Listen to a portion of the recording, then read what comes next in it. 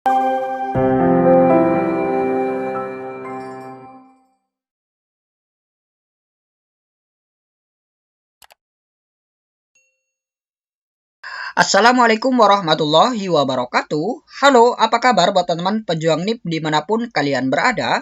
Jumpa lagi bersama saya Bahtiar Movie dalam channel 1000 Jalan. Baik teman-teman, pada video kali ini admin akan memberikan informasi penting terkait pemberkasan usul penetapan nomor induk P3K. Nah, jadi dalam pemberkasan P3K ini nantinya ada 6 dokumen yang akan diperiksa keabsahannya apakah sesuai atau tidak. Dan jika salah satu dari ke-6 dokumen tersebut tidak sesuai, maka nantinya tidak bisa diusulkan untuk penetapan nomor induk P3K-nya. Jadi buat teman-teman perhatikan ini baik-baik. Dan sebelum lanjut, seperti biasa, admin ingatkan kembali buat teman-teman yang masih belum subscribe ke channel ini, teman-teman subscribe terlebih dahulu dan tekan tombol loncengnya agar nantinya teman-teman selalu mendapat informasi-informasi terupdate terkait pemberkasan usul penetapan nomor induk P3K ini. Baik teman-teman, kita langsung saja. Nah, ini dia teman-teman peraturan BKN yaitu bab 6 pengangkatan menjadi calon P3K. Bagian ke-1 pengangkatan menjadi calon P3K. Pengangkatan menjadi calon P3K dilaksanakan melalui tahapan sebagai berikut. Nah, jadi ini dia teman, tahapan-tahapan dalam pengangkatan menjadi calon ASN P3K. Kita lihat yang pertama, yaitu pemanggilan. Nah, untuk pemanggilan ini kan sudah dilaksanakan, yaitu pengumuman peserta yang dinyatakan lulus yang diumumkan oleh BKD instansi masing-masing. Dan juga penyampaian waktu pemberkasan, yaitu mulai tanggal sekian sampai dengan tanggal sekian. Nah, jadi untuk pemanggilan ini sudah dilaksanakan, ya teman. Sudah dilaksanakan. Kemudian yaitu penyerahan persyaratan administrasi. Nah, jadi ini teman, pemberkasan yang mana peserta ini diminta untuk menyampaikan berkas-berkas yang dibutuhkan. Yang mana nantinya peserta ini diminta untuk mengunggah di portal sscsnbkn.go.id. Kemudian selanjutnya yaitu pemeriksaan kelengkapan. Nah, jadi ini teman, ini dia kunci apakah peserta ini bisa diusulkan penetapan nomor induk P3K-nya atau tidak. Yaitu pemeriksaan kelengkapan. Yang mana nantinya ada beberapa berkas yang akan diperiksa keabsahannya apakah sesuai atau tidak. Jadi seperti itu. Kemudian setelah pemeriksaan kelengkapan yaitu penyampaian usul penetapan nomor induk P3K. Nah, jadi ini akan disampaikan teman-teman, akan disampaikan kepada BKN terkait usul penetapan nomor induk P3K-nya. Kemudian yaitu penetapan nomor induk P3K. Nah, jadi nanti BKN akan menetapkan teman-teman, akan menetapkan nomor induk P3K masing-masing pelamar. Kemudian selanjutnya yaitu keputusan penetapan nomor induk P3K. Nah, jadi ini final ya teman, final nanti peserta ini akan menerima keputusan penetapan nomor induk P3K masing-masing pelamar. Nah, jadi seperti itu teman untuk tahapan pengangkatan menjadi calon ASN P3K. Dan di sini admin akan fokus membahas yang pemeriksaan kelengkapan berkas, yaitu berkas apa saja yang diperiksa keabsahannya, syarat dan ketentuannya seperti apa, dan lain sebagainya. Jadi buat teman perhatikan ini baik-baik agar nantinya tidak salah dalam melakukan pemberkasan ini.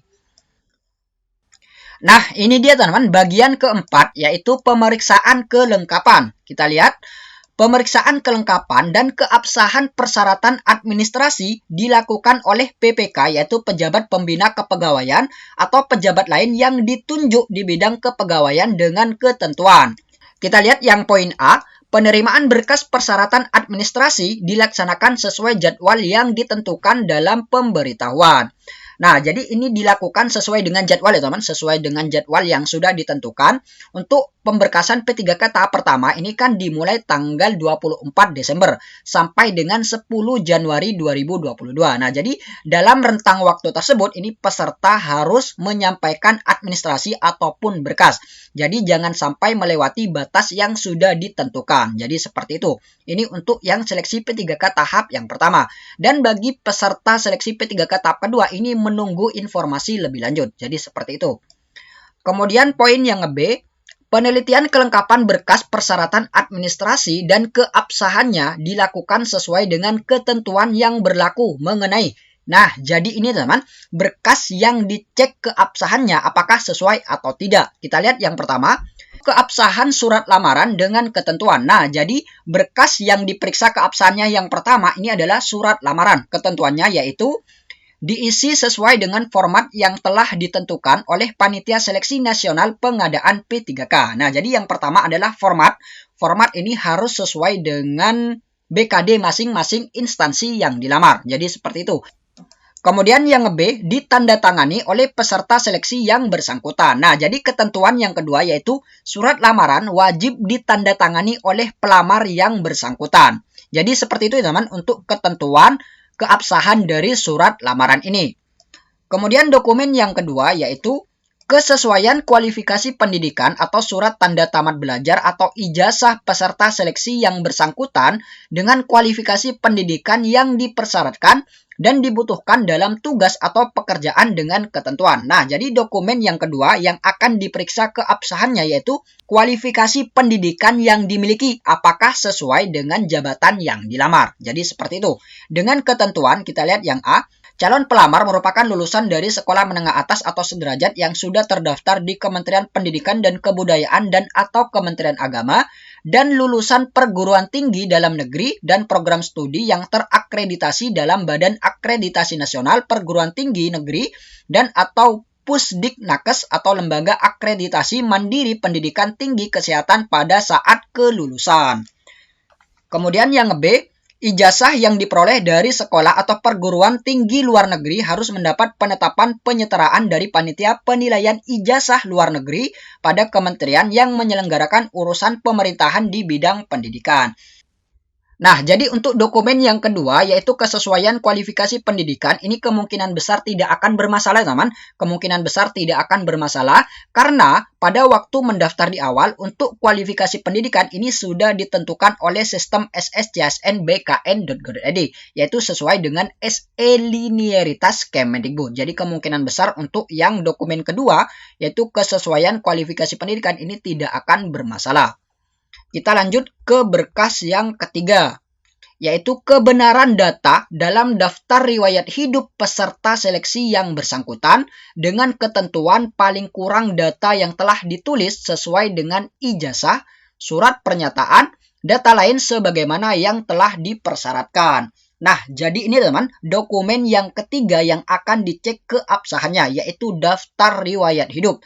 Yang mana untuk daftar riwayat hidup ini peserta mengisi di portal sscsn.bkn.go.id dan pastikan data yang diisikan ini benar ya teman, ataupun sesuai dengan ijazah, surat pernyataan, dan data lain sebagaimana yang telah dipersyaratkan. Jadi perhatikan, bagi teman-teman yang akan mengisi DRH, perhatikan data-datanya ini sudah sesuai. Jadi seperti itu.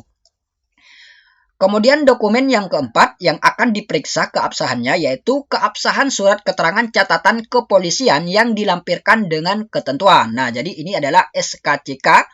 Kita lihat yang pertama, diterbitkan oleh Kepolisian Negara Republik Indonesia. Dan yang kedua, yaitu surat keterangan catatan kepolisian masih berlaku sesuai dengan jangka waktu yang ditentukan. Nah, jadi ini teman-teman ketentuan dari SKCK. Jadi yang pertama yaitu diterbitkan oleh Kepolisian Negara Republik Indonesia dan yang kedua masih berlaku sesuai dengan ketentuan dari BKD masing-masing instansi.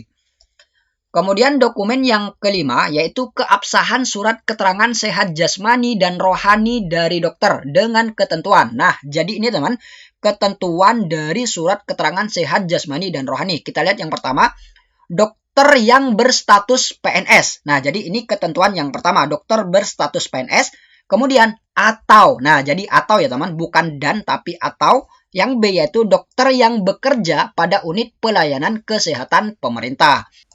Kemudian dokumen yang keenam yaitu keabsahan surat keterangan tidak mengkonsumsi atau menggunakan narkotika, psikotropika, dan zat adiktif lainnya dengan ketentuan. Nah, jadi ini teman, ketentuan dari surat keterangan bebas narkoba, yaitu ditandatangani oleh dokter dari unit pelayanan kesehatan pemerintah. Atau yang B, pejabat yang berwenang dari badan lembaga yang diberikan kewenangan untuk pengujian zat narkoba dimaksud. Nah, jadi itu dia teman-teman 6 dokumen yang akan diperiksa keabsahannya apakah sesuai atau tidak. Dan jika sesuai maka nantinya akan diusulkan untuk penetapan nomor induk P3K-nya. Kemudian kita lanjut ke poin yang C. Apabila salah satu syarat sebagaimana tersebut pada angka 1 sampai dengan angka 6, yaitu dokumen yang sudah admin sebutkan tadi, dan kebenaran dalam surat pernyataan sebagaimana tercantum dalam lampiran 4 yang merupakan bagian tidak terpisahkan dari peraturan badan ini yang telah ditandatangani, tidak dipenuhi, maka yang bersangkutan tidak dapat diusulkan penetapan nomor induk P3K-nya. Nah, jadi ini teman, apabila dari ke-6 dokumen tersebut ini tidak dipenuhi ataupun tidak sesuai dengan ketentuan yang sudah ditetapkan, maka tidak dapat diusulkan penetapan nomor induk P3K-nya. Nah, jadi perhatikan baik-baik bagi pelamar yang akan melakukan pemberkasan, terutama 6 berkas yang sudah admin sebutkan di atas. Baik teman-teman, itulah sedikit informasi dari kami. Semoga video ini bermanfaat. Wassalamualaikum warahmatullahi wabarakatuh.